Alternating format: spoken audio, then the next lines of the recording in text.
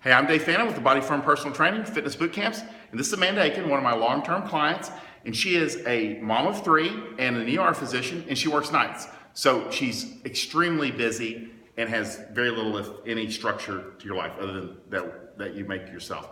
So my question to you today was, can you give us 3 tips to staying consistent with your diet or your nutrition when you have no routine whatsoever?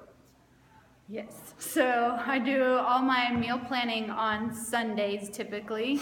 I make a list, this is like what I'm going to eat Monday, Tuesday, Wednesday, Thursday, Friday until it's the next week. And type out, I write out every meal, at least what I expect to eat.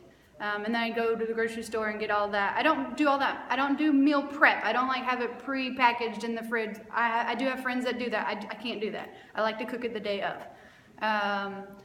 So meal plan. Meal planning is very important because if you just wait till you're hungry, you're gonna eat a whole entire birthday cake if you have that laying around your house. So you really have to plan ahead, and before you get starving, eat.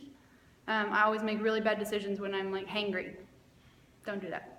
The other thing is I have, Dave has me not having carbs at the end of the day and no fruit because those are simple carbs also towards the end of the day. So depending on where I am in my schedule, if it's not a work day and I'm on a normal day, then with breakfast I have my carbs, and at lunch I may have a little bit of carbs, but dinner I definitely don't have carbs. But when I work, it's I switch it all around. So for dinner I have carbs, and then by the time I come home for breakfast, I just have all protein. So, and that's just a trick of the trade. Yeah. Yeah.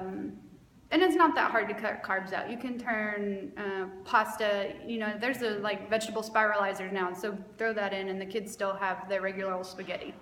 And that's how we compromise in life.